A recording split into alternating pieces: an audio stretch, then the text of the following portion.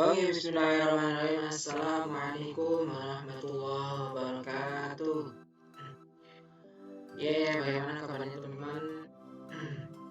Semoga dimanapun berada teman-teman diberikan kesehatan oleh Tuhan Yang Maha Esa, dan juga alhamdulillah pada kesempatan kali ini kita bisa diberikan kesehatan dari Tuhan Yang Maha Esa, dan sebagai rasa syukur kita atas kesehatan yang telah diberikan, marilah kita menggunakan kesehatan ini dengan kegiatan yang bermanfaat ya. Nah, pada kesempatan ini kita akan belajar terkait dengan perubahan fisika dan perubahan kimia.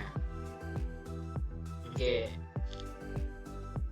jadi sebelumnya kita ingat dulu pembelajaran pekan yang lalu kita belajar tentang apa? Ada yang masih ingat?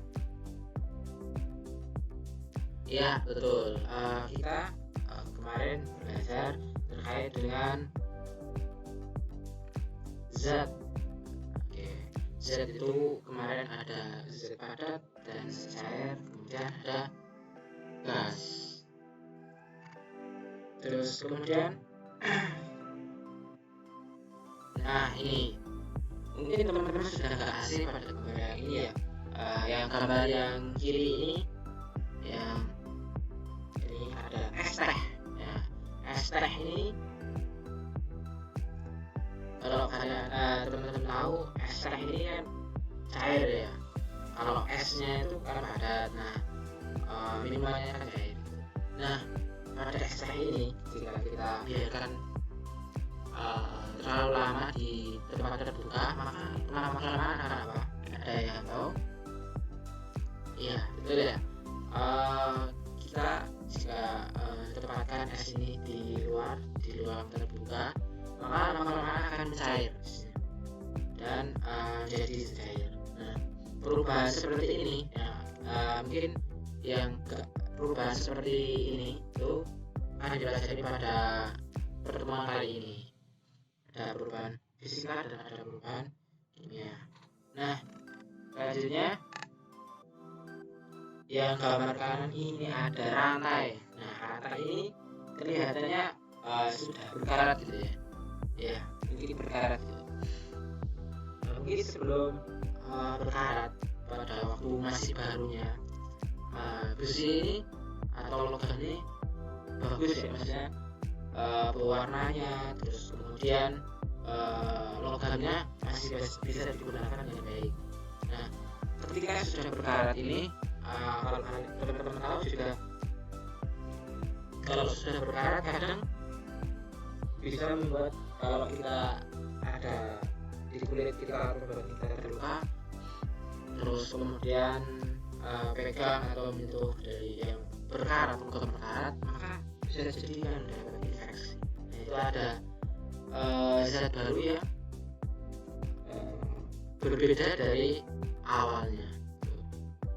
Nah, kita akan belajar terkait dengan perubahan fisika dan perubahan kimia beserta sifatnya dan ciri-cirinya. Kemudian contoh dalam kehidupan sehari-hari. Tuh, oke, selanjutnya kita review dulu. Zat kemarin juga sudah kita singgung sedikit, zat dan perubahannya ya. Oke, zat ini adalah sesuatu yang memiliki massa dan menempati ruang.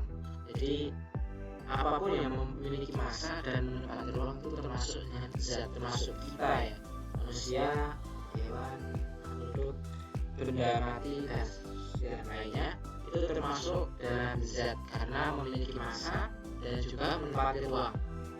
Nah, zat ini kemarin juga sudah kita bahas, ada zat padat, ada zat cair, dan zat gas. Atau kita juga sudah membahas ini kemarin. Kemudian sifat zat dibedakan menjadi dua, ada sifat zat fisika dan juga sifat zat kimia. Nah, untuk sifat zat fisika ini yaitu karakteristiknya suatu zat yang membedakan dari yang lainnya, dan ini sifat zat ini berkaitan dengan penampilan atau keadaan fisik zat tersebut. Jadi kalau fisika ya, sifat-sifat fisika. Berarti yang dilihat adalah fisiknya, penampilannya, yaitu misalnya wujudnya.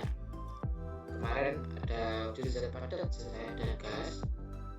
Kemudian warna. Nah, warna ini salah satu sifat fisika yang dapat diamati secara langsung karena terlihat ya. Jadi warnanya ada mungkin yang warna hitam, coklat, abu-abu, emas, dan yang lainnya.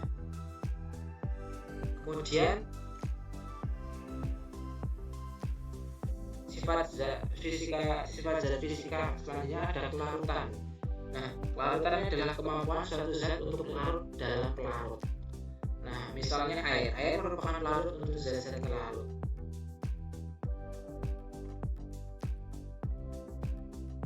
Nah, misalnya kita melarutkan gula, kemudian dimasukkan ke dalam air. Nah, kita aduk, maka gulanya itu akan larut dalam air tersebut, atau garam juga bisa.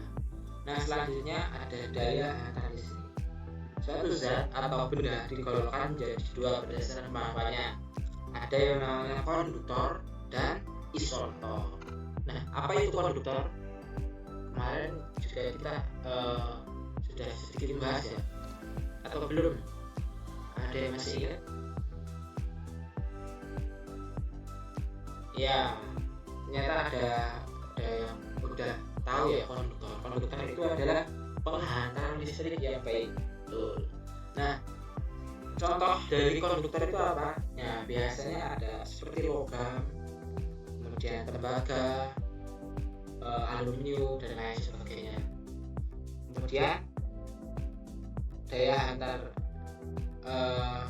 kemampuan daya hantar listrik yang kedua ada kebalikan konduktor, berarti isolator. Betul. Nah, isolator itu berarti kebalikannya dari konduktor. Tadi kalau konduktor penghantar, berarti isolator adalah benda yang tidak dapat menghantarkan listrik. Contohnya apa? Misal kayu, misal plastik dan sebagainya. Selanjutnya ada kemagnetan. Nah, kemagnetan ini juga digolongkan menjadi dua, ada yang magnetik, benda magnetik dan benda non magnetik. Kalau benda yang magnetik itu adalah benda yang dapat ditarik oleh magnet. Sedangkan non magnetik adalah benda yang tidak dapat ditarik oleh magnet. Umumnya benda-benda logam, nah itu dapat ditarik dengan magnet. Kebalikannya bukan logam seperti kayu, plastik dan sebagainya itu biasanya bersifat non magnetik. Oke, selanjutnya sifat kimia. Nah, kalau sifat kimia itu adalah sifat yang berhubungan dengan terbentuknya zat baru. Nah, terus juga sifat kimia ini berkaitan dengan perubahan kimia. Nah, misalnya mudah terbakar. Ini salah satu sifat dari zat kimia. Kemudian membusuk.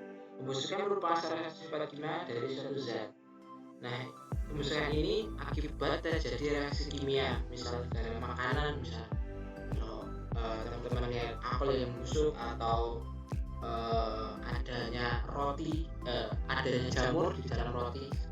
Nah, itu di dalam rotinya itu ada mikroorganisme atau ada hewan, ada bakteri yang menyebabkan berjamur. Kemudian pembusukan apel juga sama seperti itu. Terus kemudian sifat kimia selanjutnya ada berkarat gitu. Misalnya besi yang berkarat. Nah, itu biasanya atau kadang bisa kita menyebutkan korosi ya.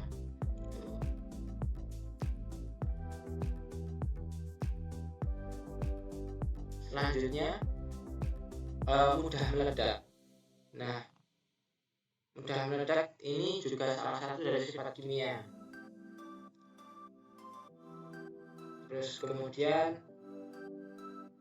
beracun. Nah, terdapat beberapa zat yang memiliki sifat kimia beracun, antara lain ada insektisida, pestisida, fungisida, herbisida, dan rodentisida. Nah, zat-zat tersebut biasanya digunakan untuk membasmi hama. Ya, mungkin hama tanaman padi atau hama tanaman lain gitu. Nah ini biasanya untuk membasmi hama. Selanjutnya perubahan fisika dan perubahan kimia. Nah ini kita masuk ke inti pembelajaran pada kuliah ini. Nah perubahan fisika itu adalah perubahan materi yang tidak disertai dengan pembentukan zat jenis baru gitu. Jadi tidak ada zat yang terbentuk gitu. Kalau yang kimia kebalikannya, salah satu perubahan yang menghasilkan jenis atau sifat materi yang baru, dan biasanya perubahan kimia ini tidak dapat kembali seperti semula. Kemudian pada perubahan kimia ini juga terdapat reaksi kimia. Nah contohnya kalau perubahan fisika itu ada es yang mencair. Nah es mencair ini kalau es kan jadi padat kemudian jadi air gitu. Nah kalau air itu kan bisa dikembalikan lagi menjadi es ya, caranya dibekukan, ditaruh di kulkas gitu, bisa jadi dibeku lagi. Nah itu merupakan perubahan fisika karena bisa kembali. Kemudian papan di bawah di meja juga tidak ada zat jenis baru yang terbentuk, berarti termasuk perubahan fisika. Kemudian kalau besi yang berkarat, nah ini ada mikroorganisme atau ada sifat zat jenis baru. Karena apa? Karena pada besi berkarat ini ada suatu yang berbeda dari zat awalnya. Soalnya kalau besi ya sebelum berkarat itu kan masih aman. Kalau udah berkarat itu kan berbahaya. Kalau misal kita terluka terus ini tuh terkena besi berkarat, bisa juga terkena tetanus gitu ya. Kemudian beras yang ditumbuk menjadi tepung. Nah ini tidak ada perubahan zat baru, jadi termasuk perubahan fisika. Kemudian apel yang membusuk. Nah kalau apel yang membusuk ini ada mikroorganisme, ada hewan yang masuk ke apel kemudian yang menjadi busuk, jadi ada zat baru. Nah ini termasuk perubahan kimia. Kalau gula yang larut dalam air, ini termasuk perubahan fisika. Karena apa? Karena perlarutan tadi sifat kimia itu ada kelarutan. Oke, jadi kesimpulannya perubahan fisika adalah perubahan materi yang tidak disertai dengan pembentukan zat jenis baru. Nah, cirinya yaitu tidak terbentuk zat baru dan reversibel atau bisa kembali. Dan juga di dalam perubahan fisika ini tidak terjadi reaksi kimia. Oke, untuk kesimpulan selanjutnya yaitu perubahan kimia. Nah, untuk perubahan kimia ini adalah suatu perubahan materi yang menghasilkan jenis dan sifat materi berbeda dari zat semula, atau menghasilkan jenis dan sifat materi yang baru. Nah, pada perubahan kimia ini terjadi proses reaksi kimia, dan juga pada perubahan kimia ini biasanya reversibel. Nah, ini termasuk dari perubahan kimia, yaitu perubahannya tidak bisa kembali ke bentuk semula. Nah, pada perubahan kimia ini juga terjadi reaksi kimia yang ditandai dengan pembentukan gas, endapan, warna, dan perubahan energi. Nah, mungkin cukup sekian untuk pembelajaran pada kali ini dari saya. Apabila ada kurangnya mohon maaf, dan juga tetap semangat, tetap jaga kesehatannya, jangan lupa belajar, dan saya tutup. Terima kasih. Assalamualaikum warahmatullahi wabarakatuh.